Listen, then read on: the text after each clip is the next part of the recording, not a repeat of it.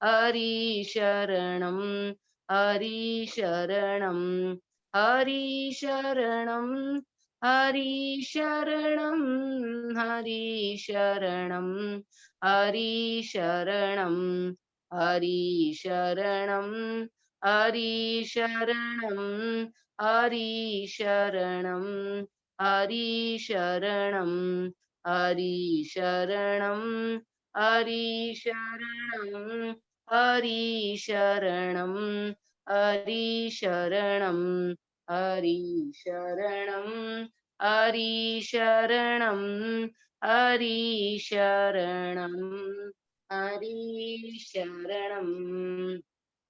सियावर रामचंद्र जी की जय। मोर मुकुट बंसी वाले की जय। श्री गंगा मैया की जय। गौ माता की जय। गीता माता की जय। अनंत कोटि सब संत महात्माओं की जय। आज के प्रेम कृपानंद की जय। वृंदावन धाम की जय। श्रद्धे सेठ जी के चरणों में प्रणाम। श्रद्धे भाई जी के चरणों में प्रणाम। श्रद्धे स्वामी जी महाराज के चरणों में प्रणाम। अनंत कोटि सब संत महापुरुषों के श्री चरणों में कोटि कोटि प्रणाम। हम सभी के हृदय में विराजमान ठाकुर जी के श्री चरणों में कोटि कोटि प्रणाम। नारायण नारायण। साधक संजीवनी अध्याय 5 श्लोक संख्या 13। सर्व कर्माणि मनसा संन्यस्यास्ते सुखं वशी नवद्वारे पुरे देहि नैव कुर्वन्न कारयन्।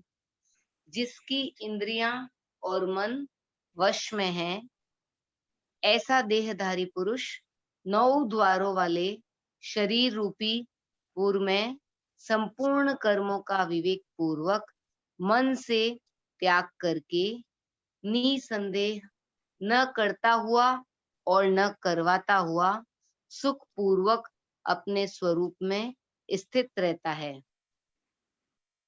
वशी देही इंद्रियां, मन, बुद्धि आदि में ममता आसक्ति होने से ही ये मनुष्य पर अपना अधिकार जमाते हैं। ममता आसक्ति न रहने पर ये स्वतः अपने वश में रहते हैं। सांख्य योगी की इंद्रियां, मन, बुद्धि आदि में ममता आसक्ति न रहने से ये सर्वथा उसके वश में रहते हैं, इसलिए यहाँ उसे वशी कहा गया है। जब तक किसी भी मनुष्य का प्रकृति के कार्य, शरीर, इंद्रियों आदि के साथ किंचित मात्र भी कोई प्रयोजन रहता है, तब तक वह प्रकृति के अवश अर्थात वशीभूत रहता है। कार्यते यवशः कर्म सर्व प्रकृति जय गुणे है। प्रकृति सदैव क्रियाशील रहती है, अतः प्रकृति से संबंध बना रहने के कारण मनुष्य कर्म रहित हो ही नहीं सकता, परंतु प्रकृति के कार्य स्थूल, सूक्ष्म और कारण तीनों शरीरों से ममता आसक्ति पूर्वक कोई संबंध न होने से सांख्य योगी उनकी क्रियाओं का कर्ता नहीं बनता। यद्यपि सांख्य योगी का शरीर के साथ किंचित मात्र भी संबंध नहीं होता, तथापि लोगों की दृष्टि में वह शरीरधारी ही दिखता है, इसलिए उसे देही कहा गया है। नारायण नारायण नारायण नारायण नारायण नारायण नारायण नारायण नारायण। गोविंद गोपाल की जय। महाराज जी पधार गए? हाँ राम आ गए ना महाराज जी? ठीक है। हाँ। हाँ, नारायण नारायण नारायण नारायण नारायण नारायण राम राम राम नारायण नारायण नारायण नारायण नारायण नारायण महाराज जी। नारायण नारायण नारायण नारायण महाराज जी। बात ऐसी आती है मन में महाराज जी, तो कैसी भगवान की हम सब पर कृपा है। एक कृपा की तरफ दृष्टि जाती है, तब ऐसा लगता है कि परिस्थिति चाहे कैसे कितनी प्रतिकूल क्यों न हो, पर भगवान की कैसी कृपा है। कृपा की तरफ दृष्टि अगर साधक की चली जाए तो उसे परिस्थिति का उसका इतना प्रभाव उस पर नहीं पड़ सकता महाराज जी, ऐसा लगता है एकदम साफ। कि अभी इस समय भी भगवान की कृपा से महाराज जी की मैं तो ये देखता हूँ महाराज जी कि श्रद्धेय स्वामी जी महाराज के समय इतना उनके वचनों पे हम ध्यान नहीं दे पा रहे थे, लेकिन अभी महाराज जी की वाणी सुनकर ऐसा हृदय होता है, इतना एकदम द्रवीभूत हो जाता है कि महाराज जी की एक एक बात पे ध्यान जाता है कि महाराज जी कितनी विलक्षण बात बता रहे हैं, कितनी उच्च बात बता रहे हैं। आज सुबह भी क्लिप में सुना तो लगा कि महाराज जी एकदम इतनी विलक्षण बात बता रहे हैं कि केवल भगवान का नाम, साधक को इतना विश्वास हो जावे, केवल महापुरुषों की बात पे विश्वास हो जावे, विकल्प रहित विश्वास, कि केवल भगवान को याद करने मात्र से उसका कल्याण हो जाएगा, केवल याद करने मात्र से। इतनी इतनी श्रेष्ठ बात लगी कि हमें केवल इन महाराज जी के इन वचनों पे ही हमारा एकदम विश्वास हो जाए। इतना दुर्लभ मनुष्य जन्म और उसमें ऐसी सत्संग, जैसे रामचरितमानस में आया ना महाराज जी कि बड़े भाग मानुष तनु पावा, मानुष तनु पावा, सुर दुर्लभ सब ग्रंथ निगावा, सुर दुर्लभ सब ग्रंथ निगावा। और उसी मानुष जन्म में भी महाराज सिंह फरमाते हैं कि मनुष्य भी बहुत, जैसे 84 लाख योनियों में मनुष्य जन्म अत्यंत दुर्लभ है, ऐसे न ऐसे मनुष्य जन्म में भी जो ये सत्संग मिल रही है, ऐसी विलक्षण सत्संग मिल रही है, ये और अत्यंत दुर्लभ है, अत्यंत दुर्लभ है। तो बड़े भाग पायब सतसंगा, पायब सतसंगा, बिना ही प्रयास होय भव भंगा, बिना ही प्रयास होय भव भंगा। और ऐसी सत्संग ये जो भगवान की कृपा से अभी मिल रही है, और उसमें इतनी अच्छी अच्छी बातें, कल जो बात मिली कि हमें भगवान की याद निरंतर आती है कि नहीं आती है, करना नहीं पड़े, ऐसी ऐसा भगवान के प्रति एकदम, जैसे हमारे को घर में परिवार में जिनके साथ हमारा नित्य संबंध नहीं होते हुए भी हमें उनको याद नहीं करना पड़ता, याद आती है, ऐसे न ऐसे हमारा भगवान के साथ तो हमारा नित्य संबंध है और उनकी याद हमें करनी पड़े। ये कैसी विडम्बना है हमारे साथ में। हम भगवान के साथ नित्य संबंध है हमारा, और वो सत्संग के द्वारा एकदम दृष्टि जाती है कि हम ईश्वर अंश, जीव अविनाशी, चेतन अमल, सहज सुख राशि, हम अविनाशी हैं, सहज सुख राशि है, भगवान के साथ हमारा नित्य संबंध है, और वो भगवान हमें निरंतर एकदम उनकी याद ऐसी आती रहे। हमने एक जगह राधा बाबा की एक बात पढ़ी महाराज जी, वो आस्तिकता की आधारशिलाएं में, उसकी कुछ लाइनें मैं बताता हूँ। महाराज राधा बाबा फरमा रहे हैं कि जीवन का अनमोल समय व्यर्थ न जाए, बातों ही बातों में ही जीवन समाप्त होता जा रहा है। यदि प्रिया प्रियतम के चरणों में अनुराग नहीं हुआ तो यहाँ की सारी सफलता व्यर्थ है। दूसरे बातों से अनुराग होता भी नहीं, उसके लिए सर्वस्व त्याग करना पड़ता है। जब तक कुछ भी बचा कर रख लेने की वासना है, तब तक प्रेम की बात करना तमाशा सा है। अतः कहना यह है कि मन ही मन जरा यहाँ के मोह को छोड़ने का अभ्यास कीजिए। माना आप में त्याग है, पर साथ ही सात्विक चेष्टा के नाम पर बहुत सी ऐसी चेष्टाएं भी आप करते हैं जिनमें आपकी शक्ति व्यर्थ खर्च होती है। अतः एकमात्र वही आपको करना चाहिए जिससे श्री प्रिया प्रियतम के प्रेम का मार्ग अधिक से अधिक प्रशस्त हो। थोड़ी सावधानी रखें जिससे आपके द्वारा जो व्यर्थ चेष्टाएं होती है उनमें रोक लगे। कैसी बाबा कितनी विलक्षण बात कहते हैं, कितना मतलब आज भी जैसे कल आपने जैसे फरमाया था कि 3 व्यक्ति को आप सत्संग के लिए सूचना कीजिए, उनको प्रेम से। तो जब जब आज कईयों से बातचीत हुई तो कईयों ने कहा कि भाई चलो हम अभी इस काम में लगे हुए थे, इस काम में लगे हुए। हमें तो ऐसा लगता है महाराज जी कि देखो भैया ये काम तो सारे करने ही है, ये तो करते ही रहना है। वो महाराज जी एक बात बताते थे स्वामी जी महाराज कि इसी खटपट में ही अपने को काम बनाना है। अपन ये सोचेंगे ये खटपट मिट जाएगी तब अपन अपना काम बनाएंगे, ये बात नहीं है। वो महाराज स्वामी जी महाराज एक घटना बताते हैं ना कि एक अंग्रेज एक घोड़ा लेकर के कहीं जा रहा था, तो वो रास्ते के अंदर पहले अरहट चलते थे जिससे पानी आता था, तो वो पानी वहां पे आ रहा था, अरहट चलते तब खट खट खट की आवाज आती। तो जब वो पानी आता तो घोड़ा पानी वो आवाज आती तो वो घोड़ा पानी पी नहीं पाता। तो उसने उनको बोला कि भाई तेरी ये आवाज खटखट बंद कर।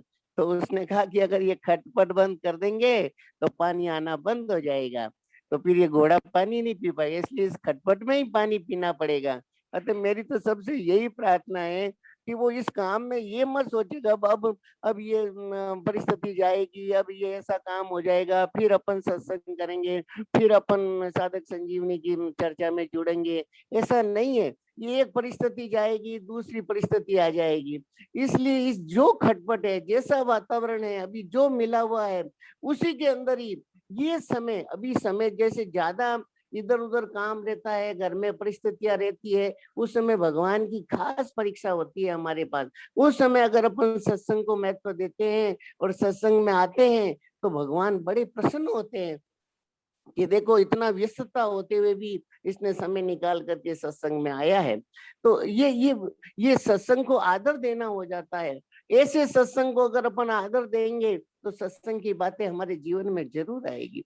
इसलिए ये बहुत अनमोल समय है, ये 1 घंटे का समय लगभग अपने को जो मिलता है, जिसमें देखो श्रद्धेय स्वामी जी महाराज के परम प्रिय परिकरों में से एक श्री चित्तरंजन दास जी महाराज, जो कितना महाराज श्री जिनको प्रेम करते, जिनको महाराज श्री के प्रति एकदम मतलब कहना चाहिए कि कई कई बातें आप बताएंगे, कभी कभी बातें जब चलेगी चर्चा तो कितना महाराज श्री आप पे विश्वास रहता था कि जब आप आके खड़े हो जाते तो महाराज जी को लगता कि बस ठीक है नारायण, अब कोई बात नहीं। ऐसी ऐसी कई घटनाएं हुई। वो महाराज जी अपने को महाराज से की कई बातें बताते हैं और कितनी सत्संग की अनमोल बातें, ऐसी ऐसी छोटी छोटी ट्रिक्स बताते हैं जिससे हम हमारा जीवन एकदम अत्यंत आनंदमय बना सकते हैं। ऐसे मेरी सबसे प्रार्थना है कि सबको जरूर जोड़े, जरूर जोड़े। इसमें कभी निराश होने का रास्ता है ही नहीं है, ये तो एकदम आगे बढ़ने का ही है। इसमें निरंतर आगे बढ़ते ही जाएंगे अपन। और जो ये अविनाशीपना है, जो सहज सुख राशिपना है,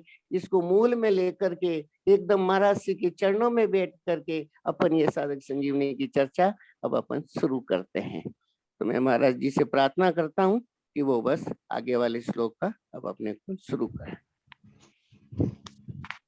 हाँ महाराज जी। हाँ नारायण नारायण महाराज जी।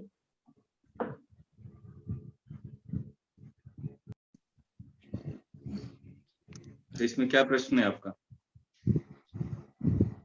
प्रश्न यही है ना महाराज जी की, मतलब महाराज जी तो कह रहे हैं कि वो निष्काम नहीं होने देती, और साधक के तो ये आता है, उसका वो उद्देश्य लेकर ही वो साधन करता है कि हम निर्विकल्प हो जाएं, निष्काम हो जाएं। और जब ऐसा कभी सावधानी की वजह से होते भी हैं तो उसको अच्छा सुख भी मिलता है, और जब थोड़ी असावधानी की वजह से निर्विकल्पता और निष्कामता नहीं होती है तो उसको दुख भी होता है। इनका कहने का भाव ये है महाराज जी कि जैसे साधक के मन में एक बात आती है कि उसके मन में एक शुरू में ऐसी इच्छा रहती है कि अगर हम निर्विकल्प हो जाएंगे, निष्काम हो जाएंगे तो हमें बड़ा सुख मिलेगा, हम बहुत बड़े सुखी हो जाएंगे। मतलब इस भाव को लेकर के वो निर्विकल्प और निष्काम होना चाहता है। और श्रद्धेय स्वामी जी महाराज कहते हैं कि इस फल की इच्छा रख करके अगर वो निर्विकल्प और निष्काम होना चाहेगा तो ये जो फल की इच्छा है, ये फल की इच्छा है उसको, ये हो जाने के बाद हम सुखी हो जाएंगे, तो ये जो इच्छा है वो उसको निर्विकल्प और निष्काम नहीं होने देती। तो ये इच्छा भी अगर हम नहीं रखें, क्या ये बात कहने का बात नहीं रखे। हाँ इसका भी नहीं रखना है। हाँ हाँ महाराज जी पहले भी बताए इस माने साधक संजीवनी में, हाँ इसको पहले भी बताए आपने, इस आगे पैराग्राफ में बताए थे। देखो निर्विकल्प और निष्काम जो ये हमारा सहज स्वरूप है।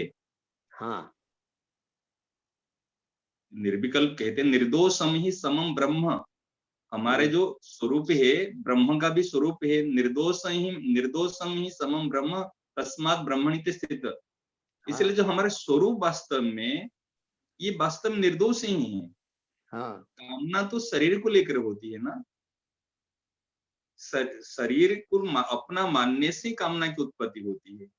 वहां पर कल्पना जो कहते हैं ना, विकल्प रहित विश्वास जो कहते हैं हम, यहाँ पर हम निर्विकल्प नहीं होने के क्या कारण क्या होता है? मन में संकल्प विकल्प आ रहे, ये करना है, ये नहीं करना, ये संकल्प है, विकल्प है, ये मन में चल रहे शरीर को लेकर। तो देखो खास करके ये बात है, यदि हम घूम फिर कर इस बात पर आ जाते हैं, खास बात ये है, यदि हम मूल चीज को एक बार आपको जोर लगता है, माने आप कठिन मानते हैं, वास्तव में कठिन है ही नहीं, वास्तव में ये सहज है, बिल्कुल कोई जोर लगाने की बात ही नहीं है। केवल एक बार सब साधक साधिकाएं केवल दृष्टि दे, मेरी प्रार्थना बार बार है, केवल एक बार दृष्टि दे, एक बार अपने सहज स्वरूप की तरफ। सहज स्वरूप केवल ज्ञान की बात नहीं कह रहा हूं, इस सहज स्वरूप को ये भक्ति के नाते बता रहा हूं। हम भगवान के हैं, जैसे जैसे स्वामी जी महाराज जी कहते, हम मैं केवल भगवान का हूं और केवल भगवान ही मेरे अपने हैं। परंतु ये बात जब हम कहते हैं, सुनते हैं, समझते हैं, मैं केवल भगवान का हूं कहने के मात्र हाँ ये शरीर है ऐसे मैं भगवान का हूं ऐसे मान लेते हैं। परंतु जो भगवान का हूं मतलब, अब जो भगवान का हूं तो कैसा हूं? शरीर, इंद्रिया, मन, बुद्धि सब उनके है, कोई बात इसमें कोई संदेह नहीं है। परंतु मूल में जो हमारे जो सहज स्वरूप है, हमारे जो अविनाशी स्वरूप है, हम वास्तव में ये भगवान के। ये वास्तव में हम भगवान के मतलब। हाँ देखो जैसे कहते ना, मैं शरीर में भी भगवान का हूँ, मन भी भगवान का है, इंद्रिया भी भगवान की है, सब कुछ भगवान की है, इसमें कोई अत्युक्ति नहीं है, कोई संदेह नहीं है। परंतु मैं भगवान का हूँ, केवल भगवान का हूँ, कहते ना केवल केवल, और केवल भगवान ही मेरे अपने। मैं केवल भगवान का हूँ मतलब मैं अर्थात यहाँ पर स्वयं के स्वयं है। अच्छा हाँ केवल माने मैं केवल मतलब स्वयं है, ये भगवान का है। जब इसकी तरफ दृष्टि जाएगी, दृष्टि जाने के मात्र से ये भक्ति, जैसे कोई सोचेगा ये भाई तो ज्ञान की बात कह रहे, ज्ञान की बात नहीं, अंश और अंशी की बात आ रही है। अच्छा। जो अंश अंशी है मतलब मैं भगवान का ही हूँ, केवल भगवान का ही हूँ। तो भगवान का ही हूँ कहने से हमारे स्वरूप की तरफ ध्यान जाती है। शरणानंद महाराज माने एक संत उद्बोधन नाम की किताब में बताए, कहे जब तक हम स्वरूप में स्थित नहीं होते तब तक हमको जो निष्काम भक्ति, अनन्य भक्ति, पराभक्ति की उत्पत्ति नहीं होती। मतलब ये आवश्यक है, मतलब ये सबसे पहले है, ये तो बिल्कुल सबके लिए आवश्यक है, मूल है, मूल फाउंडेशन, जड़ है, ये बिल्कुल रूट है इसके। अच्छा आज ही देखो जिस जो बात हम आज ही जो प्रयास करके जो चीज साधन करके करना चाहते हैं, वो चीज हमको सहज स्वाभाविक मिलेगी। देखो दो बात है, कल शरणानंद महाराज जी ने बताया ना, एक अफसर है और एक मजदूर है। तो मजदूर 8 घंटे 12 घंटा परिश्रम करके कितने कमाता है, और अफसर और उसको केवल माने बैठता है, अपने रूम में बैठता है, इसी कमरे में बैठता है, ऑफिस में बैठता है, एक सिग्नेचर करता है जो मैनेजमेंट करता है, और उसके अनुसार उनको तनख्वाह मिल रही है और ज्यादा मिल रहे हैं। इस प्रकार हम जो हमको परिश्रम करना, साधन करने के लिए मना नहीं है, साधन करो। साधन दो प्रकार के कर्म होते हैं, जब हम हो के भगवान के स्वीकार करके फिर जो उनके लिए करते हैं, उसमें सरसता आती है, उसमें थकान नहीं होती, उसमें प्रियता बढ़ती है।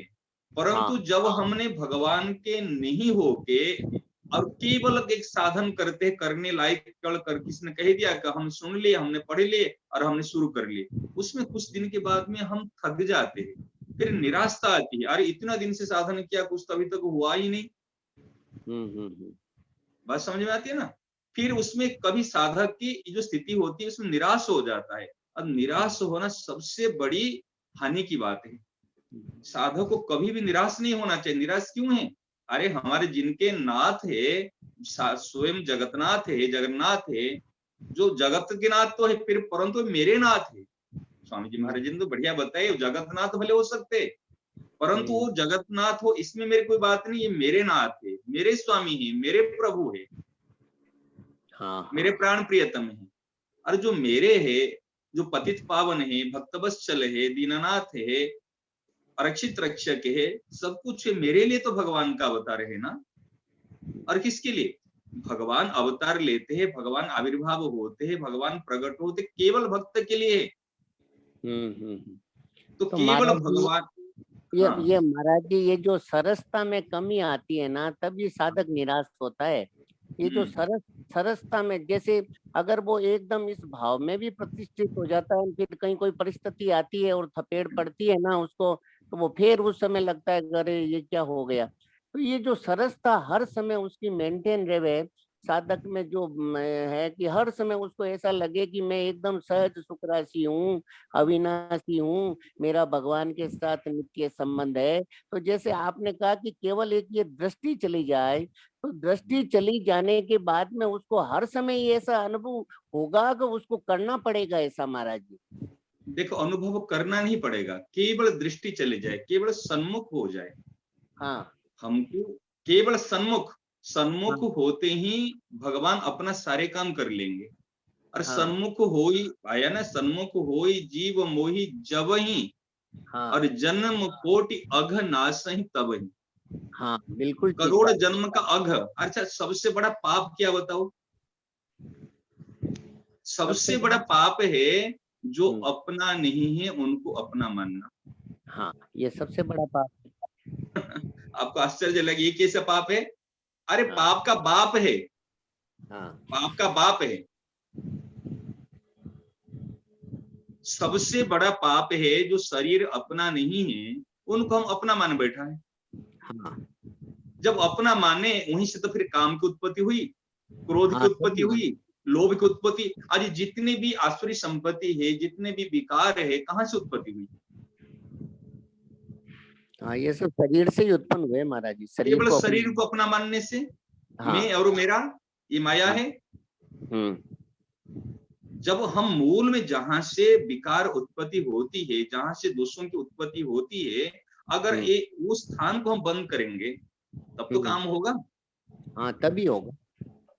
और हमने काम को अभी इंद्रिय संयम करके काम को हमने दबा दिए, नष्ट तो नहीं होता, काम को हमने दबा दिए, फिर जब देखे परिस्थिति आ गई, फिर काम उत्पत्ति होगी। तो जैसे ये अविनाशी पना है, सहज सुख राशि पना है, इस पे दृष्टि जाने के बाद शरीर से अलगाव हमारे को महसूस होने लग जाएगा। इसका बिल्कुल बिल्कुल हो जाएगा, बिल्कुल होगा।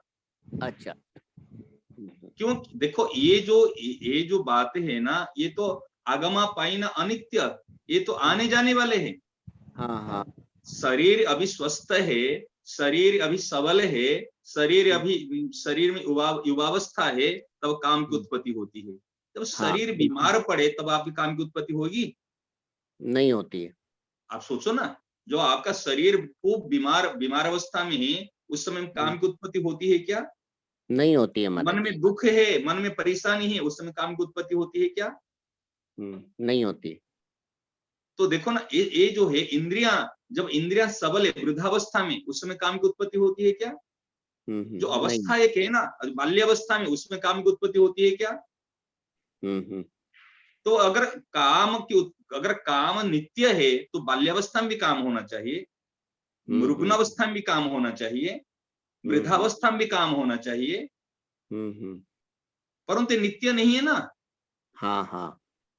परंतु हमारे जो कहते हैं ना, हम बचपन से जब से जन्म लिए तब से लेकर वृद्धावस्था तक हम स्वयं रहते हैं, ये अनुभव होता है हमारा। कितने परिस्थिति परिवर्तन हो गया, शरीर की अवस्था परिवर्तन हो गई, आज समय परिवर्तन हो गया, परंतु हमारे में क्या परिवर्तन आया? कुछ नहीं आया, हम वही है। तो केवल ये दृष्टि जाए, उसकी तरफ दृष्टि जाए, दृष्टि जाते ही देखो, अभी हमारा पूर्व संस्कार पड़ा हुआ है, पूर्व की आदतें पड़ी हुई है, कोई बात नहीं, परंतु इसमें जो भी सब कुछ पड़े हुए है, होते हुए भी यदि हम दृष्टि देंगे, ये मूल चीज है, मूल चीज। इससे हमारे वास्तविक की सेवा भी हो सकती होगी, और इसमें हम अपने स्वरूप में स्थित रहेंगे, और इससे वास्तविक की उत्तम भक्ति होगी, उत्तम भक्ति। बहुत अच्छा। हम अपने केवल जो निष्कामता कहते, जो निर्विकल्प कहते, अच्छा संकल्प विकल्प कहाँ से उत्पत्ति होती है? शरीर को अपना मानने से संकल्प आ रहे हैं, हाँ हाँ हाँ महाराज जी, मूल गलती हमारी यही हो रही है कि हम इंद्रियां, मन, बुद्धि को ही निष्काम और निर्विकल्प देखना हाँ, चाह रहे हैं। बात जी बिल्कुल। जब इंद्रियां मन बुद्धि को अब निर्विकल्प, अभी संग अच्छा मिला हुआ है, ये निर्विकल्प हो जाएंगे, फिर कल संग मिला तो फिर उसके जी संग में फिर रंग जाएंगे। जैसे दृश्य देखते हैं और जैसे माने ये संग में रहते हैं, उसका प्रभाव हमारे पर आ जाता है। परंतु यदि हम उसी अवस्था में भी अपने स्वरूप की तरफ दृष्टि देंगे, न जी प्रहृष्येत प्रियम प्राप्य न उद्विजेत प्राप्य चा प्रियम, स्थिर बुद्धि असमूढ़ ब्रह्मविद ब्रह्मणि स्थित। देखो, अनुकूलता और प्रतिकूलता ये संसार का नियम है, वो तो आएंगे, हाँ परिस्थितियां तो आएगी, हाँ परंतु इसमें हमको ना हर्ष शोक नहीं करना है। हम्म।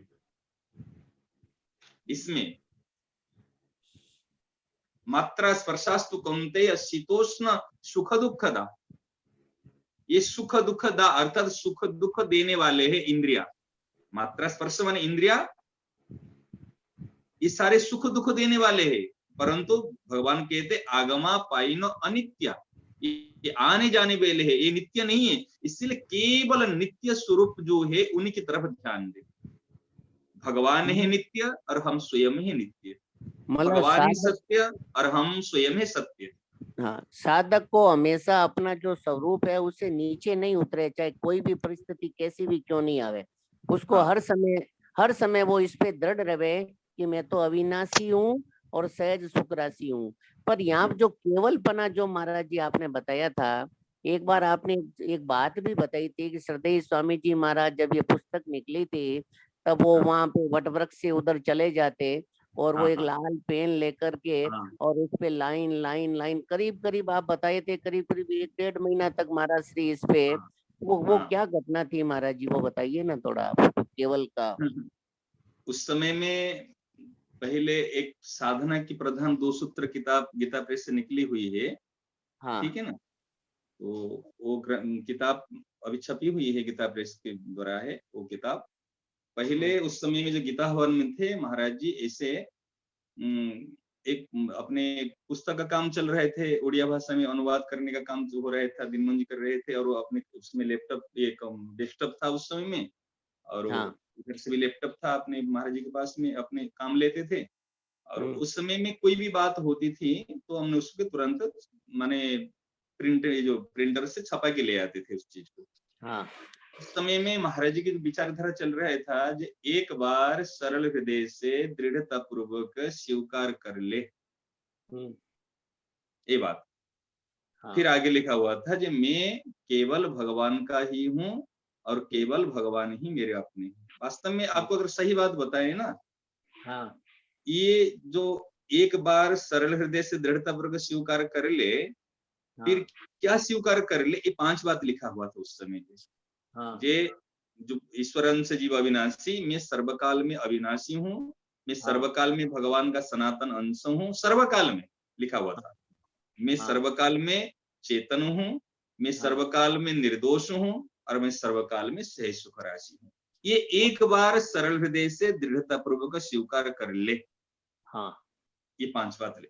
तो महाराज जी श्री जब वो बट वृक्ष के नीचे और उसमें जंगल में इसे घूमने के लिए जाते थे, उसमें गंगा किनारे जो है जंगल की तरफ, हाँ तो अपने साथी भाई सब चलते थे साथ में, जो सुबह के समय में महाराज दूध और लेने के बाद में, उस समय महाराज जी के पास में लाल पेंसिल, हाँ वो सदा ही जो ग्रंथ है जो अध्ययन करते थे, ग्रंथ और पेंसिल साथ में ले जाते थे। तो महाराज थोड़ी देर विश्राम करने के बाद उन पर मच्छरदानी लगा देते थे, महाराज थोड़ी देर विश्राम किए, फिर जल पी के फिर महाराज बैठ जाते थे। तो महाराज जी की 2 स्थिति होती थी, हम देखे हैं। 2 स्थिति में, एक तो कभी माने सहजावस्था की स्थिति, और एक स्थिति होती थी प्रेम की स्थिति। अच्छा हाँ, जो सहजावस्था की स्थिति होती थी, महाराज बिल्कुल ऐसे सहज में ऐसे ऐसे बैठ जाते थे, बिल्कुल माने हाँ निश्चल होकर, बिल्कुल कोई हलचल कुछ नहीं, बिल्कुल ऐसे घंटों ऐसे बैठे के, और जैसे जिस अवस्था में है। और जब प्रेम की स्थिति होती है, उसमें शरीर में और वो पूरे माने प्रेम के लक्षण सब भाषित होते थे, जैसे अश्रु अच्छा है, माने पुकार है, माने कंठ माने में कंठ में भारीपना है, गदगद हो जाना, ऐसे ऐसे प्रार्थना पुकार निकलना, इससे महाराज जी की स्थिति होती थी। तो महाराज जब उठते थे उस पेंसिल लेके उस किताब में, और एक बार सरल हृदय से दृढ़ता पूर्वक जो है उसके उसी के नीचे केवल अंडरलाइन करते थे महाराज।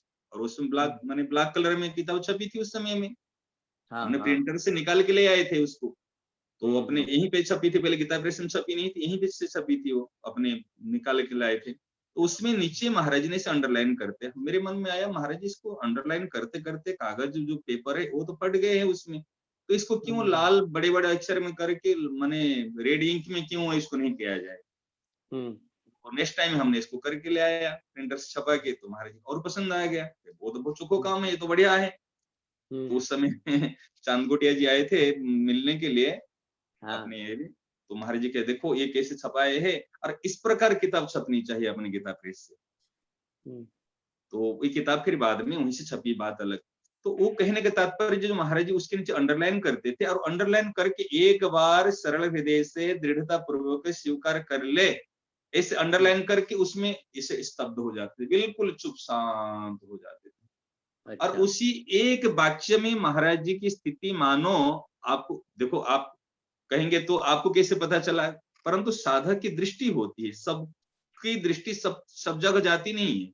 हम इसको अनुमान किए, महाराज जी जब पेंसिल लेते हैं और उसमें एक वाक्य के नीचे बार बार अंडरलाइन करते और लगभग 6 महीना तक उसमें रहे।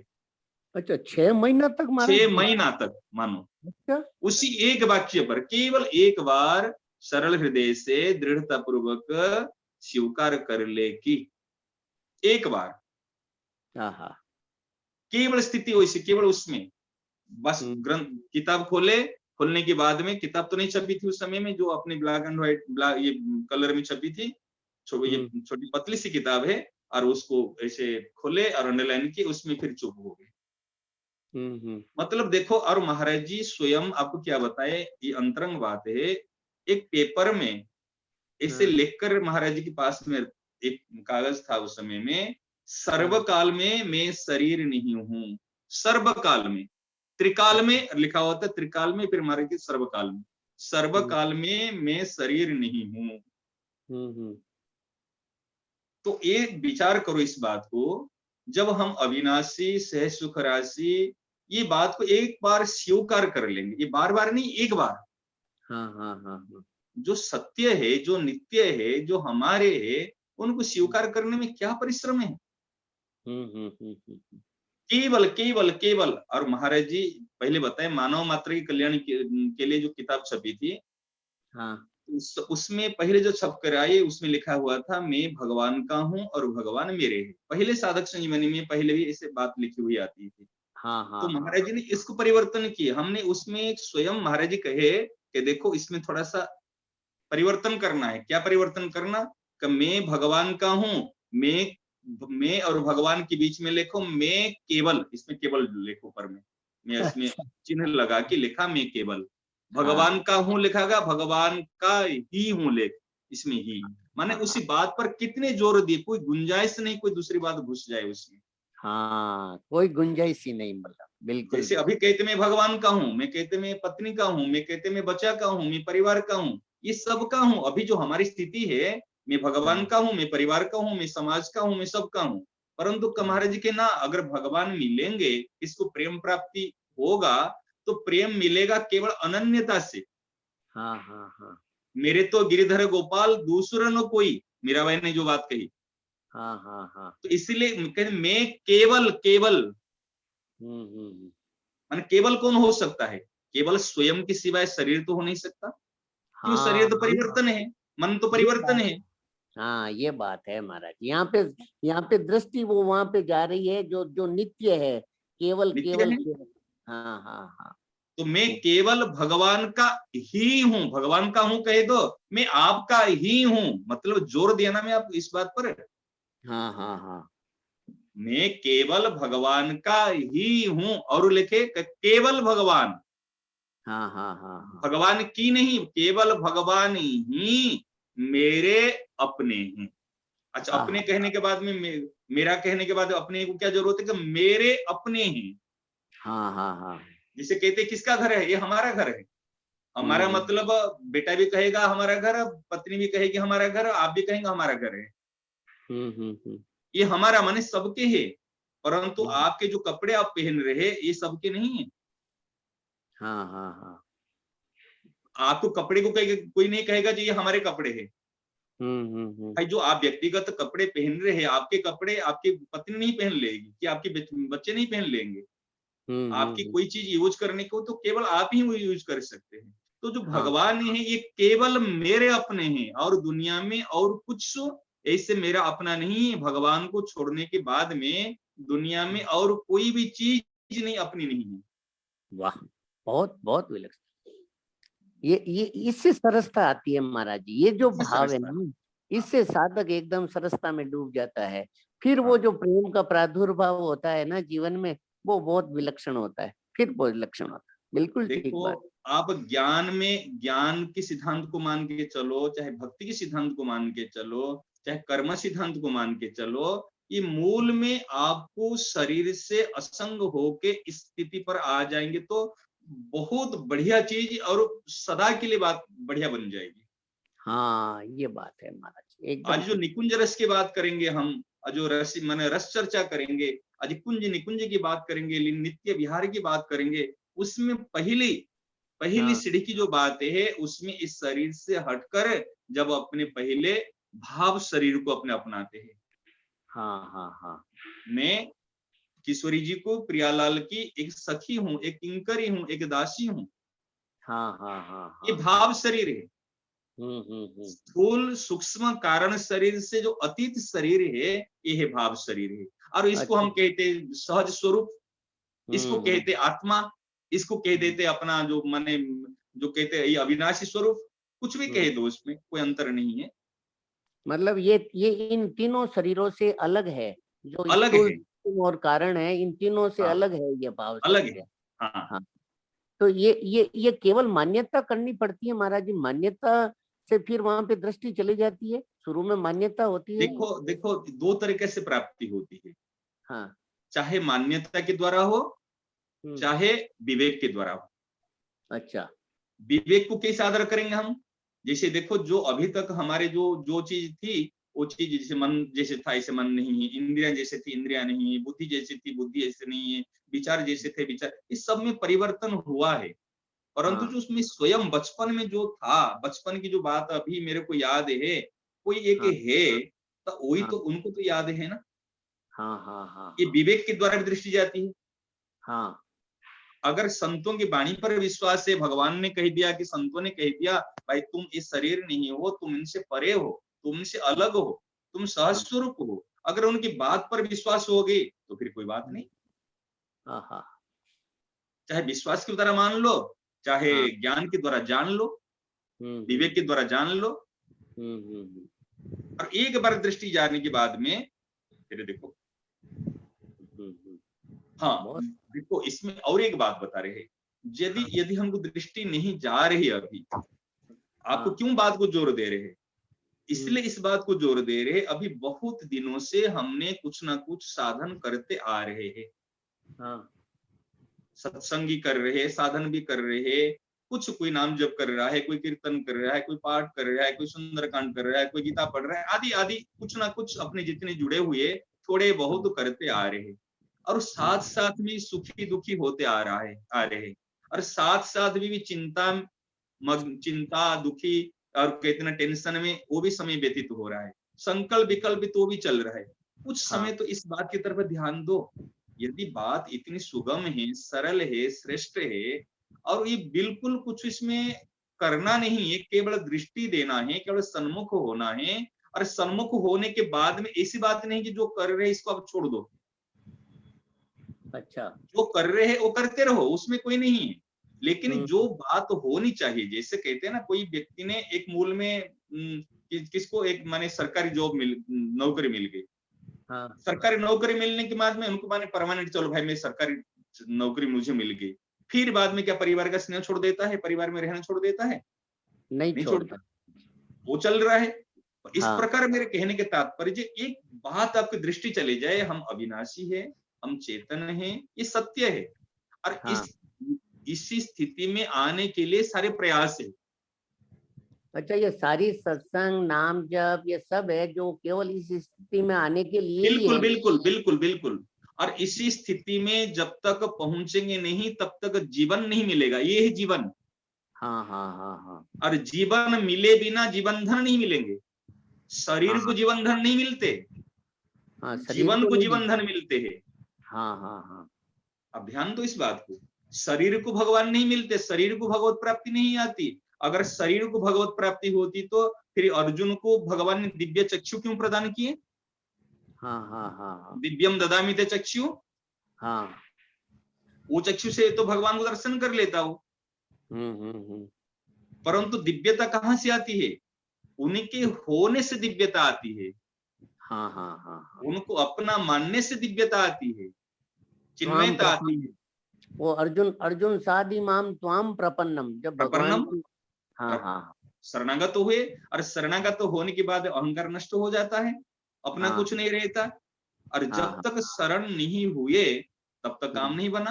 आप हाँ विचार करो, कोई मित्र को गुरु मान लेना ये कोई छोटी बात है क्या? आप अपने मित्र को गुरु मान सकते हो? बहुत बहुत बहुत श्रेष्ठ, बहुत ऊंची बात है महाराज जी, बहुत। आप विचार करो, आपका जो मित्र है, जो बचपन से जिनके साथ खेल रहे, हंस रहे, जा रहे, खा रहे, और उनको गुरु मान लोगे? मतलब यादव तक बोलते थे ना अपने दोस्त को, जैसे बोलते अरे चांडक, अरे ये, हाँ वैसे वैसे अर्जुन भी बोलते है यादव। मतलब हाँ। वो सखा थे, और सखा को एकदम वो इतना उच्च भाव हो गया, ये बहुत। देखो, ये गुरु तत्व के बिना, गुरु माने उनके प्रति जो श्रद्धा उत्पन्न हुई उनकी बात पर, देखो ये आपने आया है ना देवहूति, और वो अपने देवहूति जी महात्मा कपिल भगवान को जब उनकी शरण में, कपिल भगवान की शरण में गई, तब उनको ज्ञान मिला। हाँ, बेटा थे पर बेटा फिर भी बेटा तो। होने के बाद में भी जब हाँ उनके शरण में गए, तो इसलिए भगवान की जब तक शरणापन्न नहीं होते, अरे शरणागत तो होने के बाद में भगवान का अधिकार हो जाता है। हाँ, ये बात है महाराज, आप बिल्कुल। किसके अगर शरण हो जाएगा उनका अधिकार हो जाएगा। हाँ हाँ। देखो, तो एक मैं, बेटा की पर और एक शिष्य की पर ये हाँ अधिकार होता है, तो इनको बिना पूछे भी कहने का माने शास्त्र आज्ञा है।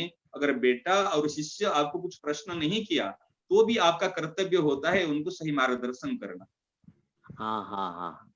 तो ये जैसे क्योंकि वो आपका शरण। मैं हाँ केवल आपका ही हूँ, तो ये तो महाराज जी एकदम शरणागति की पराकाष्ठा है। बिल्कुल बिल्कुल पराकाष्ठ है। हाँ हाँ हाँ मैं केवल एक करके निश्चित, देखो एक बार अगर तो झूठे मोटे हम कैसे भी कह दिए मैं केवल भगवान का ही हूँ, ये हाँ होने के बाद में हम निश्चिंत हो जाए, अरे मैं हाँ भगवान का ही हूं ना। और हाँ इसमें संकल्प विकल्प नहीं उठता है। अभी आप शादी कर लिए, शादी के बाद हाँ। में कभी क्या संकल्प विकल्प उठता है? कभी द्वंद्व होता है, मैंने शादी किया या नहीं किया, कभी से होता है क्या? नहीं होता है महाराज जी। नहीं होता। मैं कर लिया, मेरा हाँ। हो गया। हम्म। तो इस प्रकार मैं भगवान का हो गया हूं, केवल भगवान का हूं। अरे भैया देखो, आप अगर हो गए हैं और भगवान आपको अपना स्वीकार किए या नहीं किए, इसमें कोई संदेह नहीं रखना। आप अगर भगवान का हूं कहोगे तो भी भगवान ने आपको कोई नया नहीं करेंगे। परंतु हाँ हम जब केवल भगवान का हूं कहने के बाद में हमारे अंदर निश्चिंतता आ जाती है, निर्भयता आ जाती है, निसंगता आ जाती है, और इसमें हमको सरसता, जो कनेक्शन होने के बाद में वो सरसता हमको मिल जाती है। भगवान तो हमारे साथ में पहले से कनेक्टेड है, परंतु हम उनके साथ में कनेक्ट नहीं होकर हम दूसरे के साथ में, शरीर के संसार को साथ में कनेक्ट थे। जब हम उनको छोड़ के सत्य के साथ में कनेक्ट हो गए, उनको अपना स्वीकार कर लिए, तो फिर वो चीज वो सरसता आ गई। तो फिर महाराज जी, फिर ये जो निर्विकल्प और निष्काम होने में बड़ा सुख मिलेगा, ऐसी फलेच्छा उत्पन्न ही नहीं होगी फिर। देखो, जब आप उसी में अपने, देखो निष्कामता और निर्विकल्पता जो कहते हैं, निर्विकल्प हमारे सहज स्वरूप है। हाँ हाँ हाँ हाँ हाँ निष्कामता हमारे सहज स्वरूप है। हाँ निर्दोष होना हमारे सहज स्वरूप है। हाँ हाँ हाँ जब हमारे सहज स्वरूप, देखो भाई आप राजा का बेटा है, हाँ जब राजा का बेटा है तब आपको भीख मांग कर, मजदूरी करके, कमाई करके धन उपार्जन करने की क्या आवश्यकता है? हाँ हाँ हाँ हाँ। जब मजदूरी करके आप एक मकान बनाना चाहोगे तो कितने समय लग जाएगा और कितने परिश्रम करना पड़ेगा। परंतु यदि आपको ज्ञान हो गया, किसी ने कह दिया अरे भाई तू क्यों भीख मांग रहा है, क्यों मजदूरी कर रहा है, तू तो राजा का बेटा है, उनका लाडला बेटा है, और राजा तेरे को ढूंढ रहे हैं, तेरे को चाह रहा है, तो यहाँ क्यों घूम रहा है, फिर रहा है। और जब वो केवल राजा के पास के चले, हम ये तो बेटा तो राजा के पास में जाना पड़ेगा या राजा आकर उनको लेगा, परंतु हम यहाँ बैठे बैठे केवल और करूं, अरे मैं भगवान का हूं, और इतना दृष्टि जाते ही वो तो सदैव तैयार बैठे, तैयार क्या हमको तो अंदर में रखे है, परंतु हम भूल कर हम दूसरे को अपना माने थे। बाप तो हमारे है भगवान, हम दूसरे को बाप बाप बोल रहे थे। और जैसे हमको पता चल गया हमारा असली बाप भगवान है, असली माँ भगवान है, अब दृष्टि जाते ही तो फिर हमको क्या धन उपार्जन करना पड़ेगा? हाँ, वो तो जब हमको मजदूरी करना पड़ेगा? नहीं करना पड़ेगा। अरे जो सब कुछ उनके पास में है, ये जो विश्वम्भर है, जो विश्व को भरण पोषण कराने के लिए देते हैं, और हम क्या मजदूरी करेंगे खाने के लिए, पीने के लिए? बिल्कुल, केवल इसलिए हम भगवान के लाडले बेटे हैं और लाडली बेटियां हैं, केवल भगवान के हैं। ये बात दिमाग में आ जाए, केवल विश्वास में आ जाए, चाहे विवेक द्वारा आ जाए, चाहे विश्वास में आ जाए, और आने के बाद में केवल उनकी तरफ देखते रहे। इसलिए कहते अनन्य दृष्टि हो, केवल उनकी तरफ देखते रहे, केवल सन्मुख हो जाए। और जैसे देखो, आप एक बात बताएं, जितने समय हम भगवान के सन्मुख होते हैं ना, इतने समय के लिए हमारे इस शरीर में पाप नहीं रहते। इस शरीर में पाप नहीं रहते, पाप। अच्छा, हाँ, उसी समय के लिए हम पवित्र हो जाते। जितने समय हम भगवान का नाम लेते हैं, भगवान का चिंतन करते हैं, भगवान की स्मृति बनी रहती है, इतने समय के लिए इस शरीर में पाप बिल्कुल नहीं रहते। क्यों? सन्मुख होते ही अनंत जन्म के पाप नष्ट हो जाते हैं। महाराज जी, हमारे में कितने भी दुर्गुण दुराचार हमें दिख रहे हैं, काम क्रोध लोभ सब, उसके बावजूद भी हम इसको इम्पोर्टेंस ज्यादा दें कि हम भगवान के हैं और मतलब हम भगवान के अंश हैं। हाँ। तो इस पे थोड़ा ज्यादा प्रकाश डालें, क्योंकि आज मुझे लगता है नए लोग ज्यादा जुड़े हैं। तो देखो, आपको सच्ची बात बता रहे, आप इस तरफ ध्यान ज्यादा मत दीजिए। मैं पापी हूं, मैं वैसे आलसी हूं, मैं प्रमादी हूं, मैं ये हूं, मैं जितने भी कमजोरियां हमारे में है ना, जितना कमियां हैं, अपने कमियों की तरफ इतना ध्यान मत दीजिए। ये तो कमियों तो किसमें ज्यादा है, किसमें कम है, बात समझ में आ रही है ना? हाँ। मनुष्य शरीर जो मिला है, ये पाप और पुण्य का सम्मिश्रण से मनुष्य शरीर मिला है। पाप का फल दुख है और पुण्य का फल सुख है, और हमको सुख दुख हमको भोगना पड़ता है। यदि पुण्य का प्रबल पुण्य होता तब हम देवता बन जाते, यदि प्रबल पाप होता तब नरक में चले जाते। परंतु पाप पुण्य का सम्मिश्रण से इस शरीर मिला हुआ है, और जो पाप प्रारब्ध से शरीर को सुख दुख भोगना पड़ेगा। भले वर्तमान समय में हम पाप नहीं कर रहे, परंतु जो पूर्व का पाप का फल जो दुख है, अब पूर्व का प्रारब्ध पहले बन चुका है, प्रारब्ध के अनुसार शरीर मिला है, तो हमको सुख दुख इस जन्म में भोगना पड़ेगा। हाँ, परंतु सुख दुख तो आएंगे, और इस सुख दुख से ऊंचा उठने के लिए हमको सत्संग की आवश्यकता है। हाँ। सुख दुख सत्संग करने से सुख दुख नहीं आएंगे, ऐसी बात नहीं है। सुख दुख तो आएंगे, सुख दुख को हमको सदुपयोग करने की फिर सामर्थ्य आ जाएगी। परंतु जब हमारे सत्संग नहीं किए, संतों से नहीं जुड़े, तो उस समय में सुख आने से सुखी हो जाते हैं और दुख आने से दुखी हो जाते हैं। परंतु सत्संग के परिणाम से क्या होगा? सुख के समय में हम सुखी नहीं होंगे और दुख के समय हम दुखी नहीं होंगे। बिल्कुल। तो सुख के समय में क्या करेंगे? जो सुख का समय आया, परिस्थितियां आई, हम इसमें सेवा करेंगे, और दुख के समय में सुख की आशा नहीं रखेंगे। ये सदुपयोग करने की सामर्थ्य हमारे में आ जाएगी सत्संग करने से।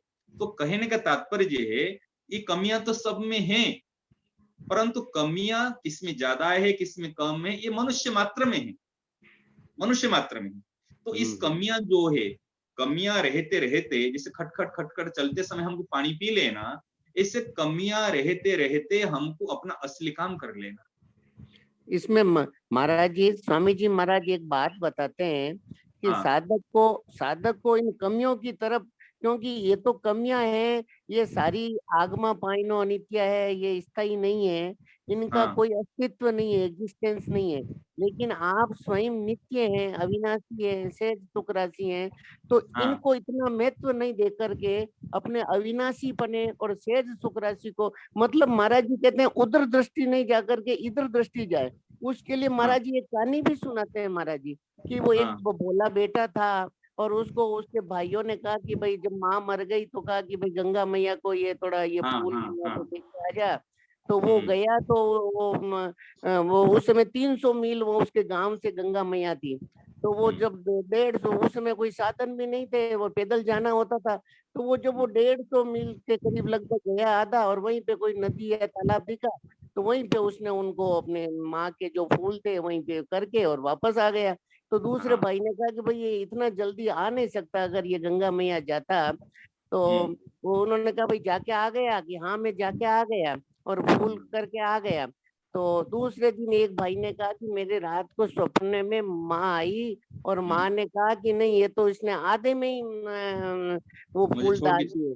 तो वो भोला लड़का बोल रहा है कि माँ जब इधर आ गई, इधर वहां से इधर आधी दूर आ गई, तो वो उधर चली जाती, फिर इधर क्यों आई, उधर चली जाती तो वहां गंगा मैया में चली जाती वो, उसको इधर तो स्वामी जी महाराज कहते हैं आप इधर मत देखो, अपने तो अविनाशी पने से सुखरानी पने और भगवान के साथ जो अपना नित्य संबंध है उसकी तरफ दृष्टि दो।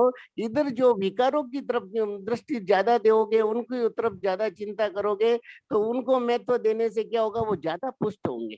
ऐसा महाराज जी बड़ी विलक्षण बात। बिल्कुल बिल्कुल सही बात है, बिल्कुल। इसलिए बात बताए ना, ऐसे कोई भी व्यक्ति नहीं जिनमें कुछ कमियां नहीं है। हाँ, कमियां तो प्राय किसमें कम है, किसमें ज्यादा है, किसमें काम प्रबल है, किसमें क्रोध प्रबल है, किसमें लोभ प्रबल है। कोई ना कोई काम क्रोध लोभ से, अन्य जो मद है, मत्सर है, अन्य विकार है, कोई एक चीज ज्यादा मात्रा में और सारे गौण मात्रा में रहते, कोई बात नहीं। परंतु हमारे मूल चीज, चाहे पापी से पापी हो, दुराचारी से दुराचारी हो, किसके हाथ हो, किसके पांव हो, किसके कुछ भी हो, है या नहीं है, परंतु यदि मनुष्य शरीर उनको मिला है, यदि मनुष्य शरीर मिला है, यदि वो इस साधन को स्वीकार करे, मैं अविनाशी हूँ, चेतन हूँ, सुख राशि हूँ, और केवल केवल केवल संकट में कहा जाए केवल भगवान का ही हूँ, केवल और यदि इजी कहा जाए, सरलता से कहा जाए, जो आपके भाव के अनुसार, मैं केवल भगवान का ही बेटा हूँ, मैं केवल भगवान का ही सखा हूँ, अपने भाव के अनुसार। हाँ। और भगवान का भी अगर नहीं लगाओ, अगर आपके भगवान के साथ में सख्य भाव है, मैं केवल मेरे कन्हैया का सखा ही हूँ। भगवान शब्द हटा दो, भगवान तो केवल एक सर्वव्यापक मैंने कहने के लिए कहना होता है। तो आपके जैसे पतिदेव एक मैंने अफसर है, तो आप कहीं घर पे उनको अफसर पति नहीं कहते, अफसर नहीं कहते, बाबूजी नहीं कहते, आप इनको प्यार से बुलाते हैं, जो अपना नाम ले, जो भाव से। तो इस प्रकार कहने, जो भगवान तो सब कुछ समझने के लिए कहा जाता है। इसलिए जो आपका भाव है भगवान के प्रति, मैं केवल मेरे कन्हैया की माँ हूँ, मैं केवल मेरे गोपाल का दोस्त हूँ, जो भी भाव है, भाव से पुष्ट कर लीजिए। राम जी राम। हाँ, एंट्री से महाराज जी एक दो जन के। हाँ, प्रणाम महाराज जी। महाराज जी, आप अभी बता रहे थे कि हमें अपनी कमी की तरफ दृष्टि नहीं रखनी चाहिए। हाँ। तो महाराज जी, मेरे साथ में अभी महाराज जी की एक बात मेरे को हृदय से लग गई। मतलब कुछ टाइम पहले सत्संग में सुनी थी कि जैसे एक बालक है, तो वो बालक मतलब उसके अगर मैल लगा है, तो वो बालक में सामर्थ्य नहीं है कि वो अपने मैल को साफ कर दे। तो दिख रहा है बालक को भी, ठीक है, कि मेरे अंदर मैल ये लगा हुआ है, पर वो नहीं साफ कर पा रहा है, तो माँ उसको रगड़ के साफ करती है। तो ऐसे ही गुरुजी, महाराज जी, मेरे को ये मेरे अंदर जो है, विकार है, उसके लिए हमको महाराज जी की शरण में जाके और उनको बोल सकते हैं ना कि मतलब जब बिल्कुल। वो नहीं बोल मतलब हमारे अंदर ग्लानि है कि मेरे अंदर ये विकार है, तो वो कमियाँ हमको दिख रही है, तो उसके लिए हमारे अंदर ग्लानि तो होनी चाहिए ना। हाँ, ठीक है। देखो, ग्लानि होने से, कमी की तरफ दृष्टि जाने से आगे वो गलत कार्य नहीं होता है, ठीक है ना? जो हाँ, गलत कार्य के कारण से ग्लानि हो रही है, वो ग्लानि होने से, पश्चाताप होने से आगे वो गलत कार्य हम नहीं करेंगे, तो इसलिए कहा जाता है। ग्लानि होना गलत बात नहीं है। नहीं, ग्लानि होना गलत बात नहीं। ग्लानि होने से स्वाभाविक ही गलत कार्य आगे कर नहीं पाओगे। अगर हाँ, गलत कार्य करने के बाद में आप उसका रस लेते हैं, आपको अच्छा लगता है, तो फिर आगे और गलत कार्य करोगे। सही जब है। आपको ग्लानि होती है, अरे मैंने गलत कार्य कर लिया, मैंने सही नहीं किया, तो आप करने के लिए आपको विवेक बाधा दे, उस समय जी। आप माने फिर आप वो कार्य कर नहीं पाओगे। आप पश्चात माने आपको अंदर से अच्छा नहीं लगेगा, फिर काम छूट तो जाएगा। अभी महाराज जी स्वाभाविक ही एक प्रार्थना ज़रूर होती है कि महाराज जी जो भी विकार है, जैसे मैं एक बालक के जैसे आपके शरण में हाँ, हूँ, जो भी विकार है आप उसको दूर करें, आप सर्वसमर्थ हैं। तो ये बिल्कुल, बिल्कुल। इस तरह से हम अपने विकारों को भगवान के संतों के अर्पण कर सकते हैं। बिल्कुल। देखो, और एक बढ़िया बात बता रहा हूँ आपको। देखो, जब हम एक आग, एक एक लकड़ी है, चाहे सूखी हो चाहे गीली हो, ठीक है, अगर उस लकड़ी को हमने आग में डाल दिए, क्या वो लकड़ी लकड़ी होकर रहेगी? जलेगी वो जलने के बाद क्या हो जाती है? वो लकड़ी अपनी सत्ता परिवर्तन करके आग में परिवर्तित होती है ना, नहीं होती? होगी। उस समय आग बन जाती है, वो लकड़ी आग बन जाती है। इस प्रकार जो भी विकार हमारे में हैं, जो भी कमियां हमारे में हैं, हम क्या करते हैं? कई लोग ऐसे हैं, गलत कार्य करके उनकी गलतियों की तरफ ध्यान नहीं जाता है और वो गलत कार्य आगे आगे करते जा रहे हैं। परंतु जिनके सत्वगुण उदय हुआ, जिनको सत्संग के कारण से थोड़े से उनके मन में इस मैंने कहते हैं ना, सत्वगुण आने के बाद में उनकी गलती की तरफ ध्यान गया, प्रकाश जो हुआ उसमें गलती की तरफ ध्यान गया, वो गलती की तरफ ध्यान जाने से उनके मन में ग्लानि होती है, पश्चाताप होता है, अरे मैंने क्या गलती कर दी, मैंने कैसे इसे नहीं, जो नहीं करने लायक कार्य किया। फिर आगे से उनको गलत काम करने के लिए फिर विवेक बाधा दे रहा है, फिर कार्य नहीं कर पाएगा। ये भगवान की कृपा है, ये भगवान की तरफ जाने की रास्ता है।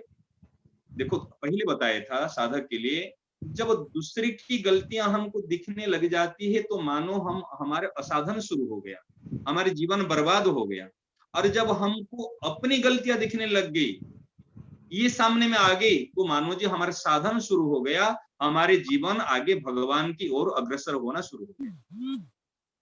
बहुत अच्छा, बहुत समझ में आ रहे हैं ना? जी ये महाराज जी।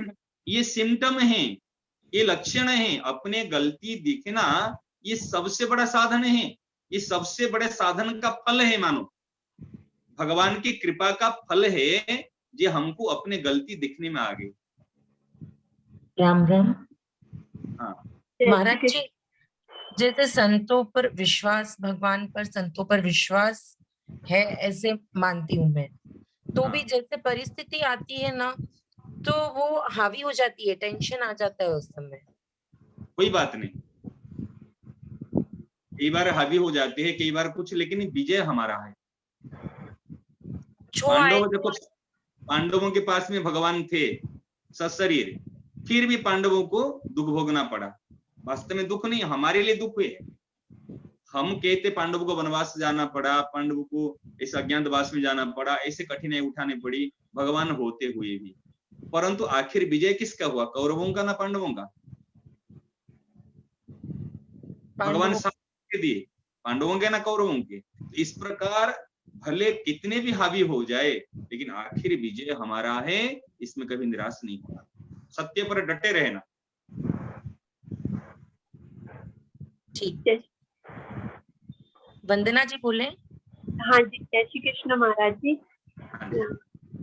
मेरा सवाल ये है कि जैसे स्वामी जी महाराज बोलते हैं कि कभी कृष्ण भगवान जब वो बोलते हैं तो कृष्ण भगवान अच्छे लगते हैं, कभी राम जी अच्छे लगते हैं, कभी भाई जी का सुनते हैं तो भाई जी की बातें से कृष्ण जी अच्छे लगते हैं, कभी गणेश जी अच्छे लगते हैं, तो समझ में नहीं आता कि किस तरफ एक तरफ चले, कि राम राम करें कि कृष्ण कृष्ण करें या हरे राम हरे कृष्ण करें।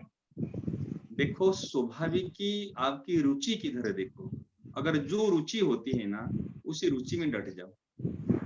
आपके प्रिय जो नाम लगता है, अगर कृष्ण नाम प्रिय लगता है या राधा नाम प्रिय लगता है या महामंत्र प्रिय लगता है, जो भी नाम आपको प्रिय लग रहा है, जो भी इष्ट आपको प्रिय लग रहे हैं, और उस इनको इष्ट तो एक को मानो, चाहे कृष्ण हो चाहे राम हो, एक हमारे इष्ट है। जैसे आप विचार करो, अगर कोई कुंवारी लड़की है, जब उनकी शादी हो जाती है, शादी होने के बाद उनकी एक पतिव्रता हो जाती, एक पति हो जाते हैं और सबके प्रति वो आदर भाव रखती है, लेकिन पति तो उनके एक ही है और उनके पति के निर्देश अनुसार और पति देव के रुचि के अनुसार वो जीवन निर्वाह करती है, उनके अनुकूल होकर चलती है। और इस प्रकार जिनको जो हमको पसंद आते हैं उनको अपना इष्ट मान लो और उनका नाम जप करने लग जाओ एक में, चाहे कृष्ण हो चाहे राम हो चाहे राधा नाम हो चाहे महामंत्र हो चाहे राम राम, कोई एक में निष्ठा आप स्वीकार करो। पर महाराज जी वो समझ में नहीं आ रही है, मतलब जो सुनते हैं ना उनके मुंह से तो उस पे श्रद्धा हो जाती है कि चलो इनको अच्छा, करते हैं। अभी समझ में आ जाएगा। अभी आप बताओ, आपको राम अच्छे लगते हैं या कृष्ण अच्छे लगते हैं? मुझे तो स्वामी जी महाराज जो बोलते हैं वो अच्छे लगने लग जाते हैं। नहीं, राम और कृष्ण में कौन अच्छे लगते हैं? राम और कृष्ण में कभी राम जी अच्छे लगते हैं, कभी कृष्ण जी अच्छे लगते हैं। नहीं, दोनों में से सबसे ज्यादा, और दोनों में से कोई एक को चूज करना पड़े तो कृष्ण जी। तो कृष्ण है तो ठीक है, कृष्ण को अपने मान लो अपने इष्ट रूप से। इष्ट अर्थात क्या है? इष्ट अर्थात जो एक हमारे है, आराध्य है, इनके सिवाय हमारा और कोई नहीं, सब कुछ उनके सामने में कहना है, ये वो होते इष्ट, वो होते आराध्य। तो कृष्ण का नाम महामंत्र, आप जैसे हरे राम कर रहे थे, महाराज जी जो नाम कर रहे थे उसको कर लीजिए, उसमें राम भी है ना, राम नाम भी है, कृष्ण नाम भी है, और इस कलिसंतरण उपनिषद में इसको महामंत्र कहा गया है, हरे कृष्ण महामंत्र, और उसी नाम को जप करना शुरू कर लीजिए। फिर आगे के लिए जो आपको भाव प्रयोग होगा, अगर रस में कि भक्ति में परिवर्तन होगा तो वो आगे आगे मार्गदर्शन मिल जाएगा। देखो जहां तक हमारे हाथ में टार्च लाइट है, जहां तक प्रकाश जा रहे वहीं तक तो चलना शुरू कर दो। बात समझ में आई आपको? हाँ हाँ। और आप यहाँ से टॉर्च लाइट कहते मेरे को इतना वहां तक मेरे को लाइट पहुंचनी चाहिए, इसलिए जो अभी कृष्ण को इष्ट मान लीजिए और महामंत्र जप करना शुरू कर दीजिए, ठीक है? महाराज जी प्रणाम। महाराज जी जो कृष्ण अभी इन्होंने जो पूछा रामकृष्ण जी का, हाँ महाराज जी मेरे साथ भी यही समस्या है कि जब राम राम करता हूँ तो कृष्ण भगवान का स्वरूप याद आता है और महामंत्र करता हूँ तो राम जी का स्वरूप याद आता है, मतलब कैसे क्या करें? अब आप इसका कुछ मार्गदर्शन करें। अच्छा, आपको मैंने स्वाभाविक रुचि राम राम में है ना स्वाभाविक रुचि महामंत्र में है? कौन सा अच्छा लगता है? राम राम करना अच्छा लगता है। तो राम राम करो, फिर आप राम राम करो। और उस समय में यदि कृष्ण भगवान आते हैं तो भावो ये सोचो, ये मेरे इष्ट देव का नाम तो है, पहला नाम है राम, पहला स्वरूप है उनका राम स्वरूप, और ये जो स्वरूप है मेरा इष्ट देव का ये है कृष्ण स्वरूप। आपके घर में अगर कोई अतिथि आ जाएंगे, क्या उनका भगा दोगे? नहीं महाराज जी। इनको सत्कार करोगे, आदर करोगे बढ़िया से। इसलिए आपके इष्ट अगर कृष्ण इष्ट है, इष्ट देव कृष्ण हो के भी आप राम राम कर सकते हैं, कोई दिक्कत नहीं। हाँ, क्योंकि राम राम लेने में सुगमता है, आप जल्दी ज्यादा ले सकते हैं। जी महाराज। इसलिए अगर आपके कृष्ण इष्ट है, कृष्ण मेरे इष्ट तो है कृष्ण भगवान, मेरे को उनका राम राम अच्छा लगता है। मेरे कृष्ण का पहला नाम है राम। एक व्यक्ति का कितने नाम होता है? 2-3 तो होते हैं घर में। 2-3, भगवान के तो सहस्त्र नाम है, हजार नाम है। फिर भी हजार नाम में यशोदा मैया के पेट नहीं भरा। उस समय में वो कन्हुआ, बलुआ और कितना कितना नाम फिर मैया ने रख दी। जी महाराज। ठीक है ना? इसलिए अनीता जी बोले। हाँ स्वामी जी राम राम। मैं भी सवाल बोलना चाह रही हूँ ना, मेरे को भी राम राम बहुत अच्छा लगता है, पर छवि तो कृष्ण भगवान की अच्छी लगती है। बढ़िया बढ़िया। छवि कृष्ण भगवान के छवि को इष्ट मानो, कृष्ण भगवान की इष्ट मानो और उनका राम राम का जप करो। राम राम बहुत अच्छा लगता है मेरे को। वो काम करो, कोई दिक्कत नहीं। मेरा भी वही। स्वामी जी महाराज के पास एक ब्रह्मचारी थे अपने उस समय में, वो एक चित्र लेते थे कृष्ण भगवान के बाल्य रूप का। यशोदा मैया हमको छड़ी दिखा के कान पकड़े हैं, और वो कृष्ण भगवान के इस हाथ में ऐसे रखते थे ऐसे, और हर समय कुछ बोलते नहीं थे, राम राम राम राम राम राम राम राम राम राम राम राम राम राम। अच्छा, चित्र राम राम, चित्र साथ में वो रखते, छवि वो रखते है ना? हाँ, छवि कृष्ण भगवान का। और कोई अगर कह देता है वो लिख के बता देते कि मेरे इष्ट का पहला नाम है राम, इसलिए वो और कुछ नहीं बोलते, कुछ भी नहीं बोलते। 24 घंटे केवल राम राम राम राम राम राम, उनको राम राम सुना, उनको राम राम सुना रहे। वो कोकिल महाराज भी थे ना महाराज जी, कोकिल महाराज। वो राधा रानी को इष्ट देव थे सीताराम, और वो राधा रानी की उपासना करते थे यहीं पे वृंदावन में। हाँ, और कुछ? राम राम महाराज जी। हाँ महाराज जी, मेरे को तो राम और कृष्ण में कोई भेद ही नजर नहीं आता है। राम और कृष्ण में कोई भेद नजर नहीं आता है, मेरे को तो दोनों एक ही लगते हैं। कोई बात नहीं, अच्छे राम में अगर दृढ़ निश्चय करे तो राम है, और पद प्रदर्शन करे तो कृष्ण है। हाँ, तो ये दोनों ही तो हमारे जीवन संकल्प है। नहीं, बात देखो, मेरी बात सुनो, आपको भी प्रेरणा मिली है, पिताजी से प्रेरणा मिली है, माँ से भी प्रेरणा मिली है, लेकिन स्वीकार जब किया आपने, पति को तो स्वीकार किया ना अपना करके। पति आपके प्रेरणा, माता पिता आपकी प्रेरणा स्रोत रहे, उनकी शिक्षा को आपने ग्रहण किए, लेकिन जीवन साथी जो बनाए, जिनको अपना स्वीकार किए, कोई एक को तो स्वीकार किए ना। प्रभु जी, अच्छा लगना एक अलग बात है, लेकिन स्वीकार करना, जीवन में इष्ट आराध्य रूप से स्वीकार करना एक अलग बात है। मेरे को तो ओ राम राम। मेरा प्रश्न यही है कि हमारा आराध्य देव कृष्ण है, पर देखो इस सबके एक प्रश्न चल पड़ा तो आप सब लोग उसी प्रश्न में भावने प्रभावित हो गए। मूल प्रश्न कहाँ था? पर रोज हम राम रक्षा स्तोत्र करते हैं, आराध्य देव कृष्ण है, पर इस मुश्किल में राम रक्षा स्तोत्र करते हैं, तो चलता है ना? कोई दिक्कत नहीं, कोई दिक्कत नहीं, चलेगा। समय हो रहा है महाराज जी। हाँ, राम राम। जो प्रसंग चलता है ना, जो चर्चा होती है, अगर उसी संबंधी कोई प्रश्न होगा ना, तो और बात खुल जाएगी और पुष्ट हो जाएगी। ठीक है ना? कभी ऐसे कुछ समय रखो, आधा घंटा या कोई एक दिन रखो, जो जनरल क्वेश्चन। हाँ, ठीक है ना? वो फिर एक माने जो देखो क्या हुआ इसमें, क्या हानि क्या हुई बताऊं आपको। हानि मतलब नए लोग जुड़े हैं, ठीक है, परंतु इतनी गहरी चर्चा होने के बाद जब हम उठते हैं ना, उस समय में उस बात को लेके हमने उस हर बात हमारे हृदय में बैठी जाए और हम उठे, वो कुछ समय असर रहेगा। परंतु इतनी चर्चा होने के बाद में फिर लास्ट में जो दूसरी चर्चा हो जाती है ना, फिर वो ढीली पड़ जाती है, पहली बात थोड़ा हल्की हो जाती है। हाँ, प्रश्न उत्तर का महाराज जी अलग से ही रख लेंगे। कभी जनरल क्वेश्चन करो। जनरल क्वेश्चन का जो है, अगर जो भी हंड्रेज कर रहे हैं, अगर इस मन प्रकरण संबंधी कोई उनके प्रश्न हो तो वही पूछो, जो थोड़ा सा और बात पुष्ट हो जाए। नहीं तो फिर अगर कोई जनरल क्वेश्चन हो ऐसे और कुछ, कोई आधा घंटे या कोई दूसरा दिन रख लीजिए, उसमें हम प्रश्न उत्तर कर लीजिए। ठीक है ना? अभी 5 मिनट ही अब राम राम करना है। आज शाम को महाराज जी वो सेठ जी की पेड़ का कार्यक्रम रहता है 9 बजे से, तो सबसे प्रार्थना है कि वो जरूर पधारें। बहुत विलक्षण बातें सेठ जी फरमाते हैं।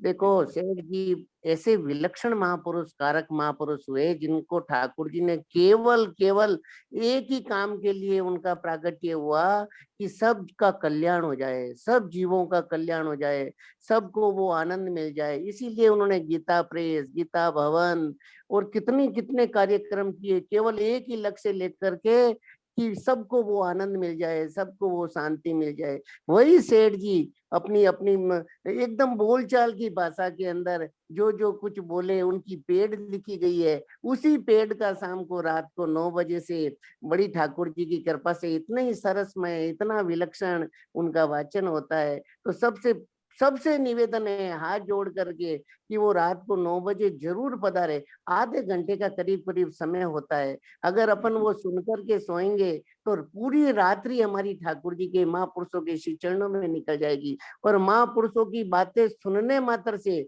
हम तो यहाँ तक सुना है सेठ जी को यहाँ तक अधिकार प्राप्त था कि कोई सेठ जी का चिंतन कर ले, चिंतन करने मात्र से उसका कल्याण हो जाए। तो इसलिए सबसे मेरी हाथ जोड़ के प्रार्थना है अपने पूरे परिवार को और सबको सूचना दे करके रात को 9 बजे जरूर जरूर पधारे। और अभी अपन सबके लिए सब जगह शांति हो जाए, सब जगह आनंद हो जाए, सब इस इसी भय से लिंक पर है पैड का कार्यक्रम भाई साहब, इसी लिंक पर है। हैं?